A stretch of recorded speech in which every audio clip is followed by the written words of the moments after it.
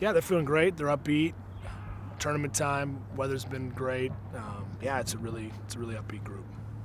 With two games, back to back like this, or Friday, Sunday, just how much momentum can you bring from perhaps a win Friday into Sunday? If you're playing your best soccer, then it kind of carries over. Well, I've seen it both ways this time of year. I think we are playing really well, and I think we do have some good emotional momentum going into it. I think our play's been solid in all areas.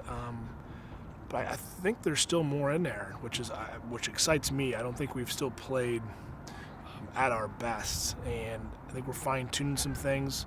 I think our rotation's getting a little bit more concrete now, this stage of the game, even though, again, each opponent has a different challenge for us. But I like that there's a little bit more in there for our team. So I think there's more to find if needed. What's it like preparing for Wisconsin, a team that I'm sure you see some similarities to with Coach Trask and that similar influence? There? Yeah, they have some really nice players that are now juniors, and as we said before, it sometimes takes a while for some of them to develop. Starting off, they have a few of the better attackers in the league, and on top of that, John's an excellent coach. They're going to be very organized. They'll be disciplined. They'll be dangerous on restarts, knowing that this time of the year, oftentimes as the games get tighter, you can get an edge there, and he'll have them ready. So, our players know. After the first game this year, it's a different team than last year that we played, and they'll be very prepared for us as we will for them. So I expect a great back and forth battle Friday. Does the prep work vary much from the first meeting with them to the second game? How much little tweaks and things like that can you do? Well, I think you look at things that worked well, and the nice thing is you have video of your own team against your opponent to really visualize those scenarios. So if we feel there's a certain area of the field that we can get after, you're obviously watching that from another opponent earlier, first time around, but now you see it in your own game. So I think for the players, that's a nice, easier visual learning curve. And then every team has tendencies that maybe they've changed a little bit, whether it's restarts or the way they're playing. But for the most part, we spend less time on kind of what they do systematically, and it's more on now fine-tuning on what they're looking for, whether it's on restarts or a few things they want to play. But the fact that we played them already keeps that piece a little quicker for us. Obviously, you guys are out here working on restarts. What's the key to finding a little bit more off of those restarts for you guys than you've done so far this year? Well, so much is we have three things that we look at. It's the organization. I think you're always looking to get better there. And, when you rotate players in and out of the game like we do, as most teams do, that a role needs to be identified if there's a change. Execution is kind of the obvious, the serve, and the timing is kind of the execution component. I think our timing could be better on our runs. And then finally, it's the commitment. Just wanting to make a play. It's putting your body in a place that it might hurt.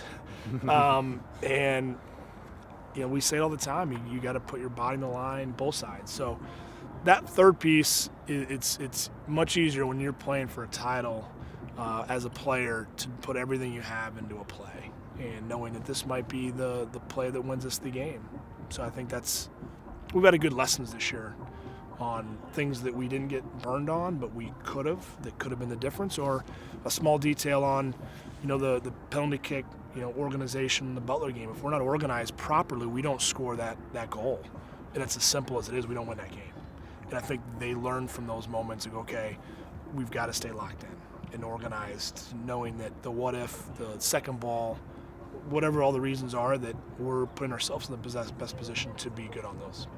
To remind these guys at all if they're playing for a Big Ten championship this weekend, or do you guys? Oh, we talk about it. Yeah, I like to get them going a little bit. They know it, but yeah, we bring it up. We don't hide behind it. It's still, we're great about staying in the moment, but we don't hide around what we're playing for and what's ahead. That's fine to talk about. It shouldn't consume you, but I think you can find a little bit more this time of year, and that can be done on the emotional component. And playing excited, and playing with freedom to go make things happen, and not no fear of failure. It's the opportunity ahead, and I think that's the angle we take, and it seemed to be worked for us in the past. I feel like this defense is starting to find a little more of their stride as we go down the stretch here.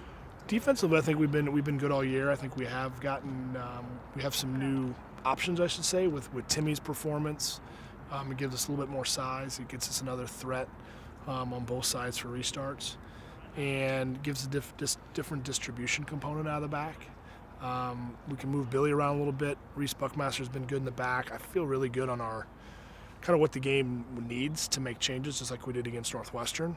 And ultimately, our team defending and our shape and where we press, when we press, I think has been getting better. And every game we learn a little bit more tactically after we review the game on where we could have been better team. And then we always get back to just individual principles. I mean, we did 2v2 and 1v1 yesterday. The game is simple at times. You got to execute in those key moments, key principles. So there's less big stuff now. It's now more restarts and principle based at this time of the year.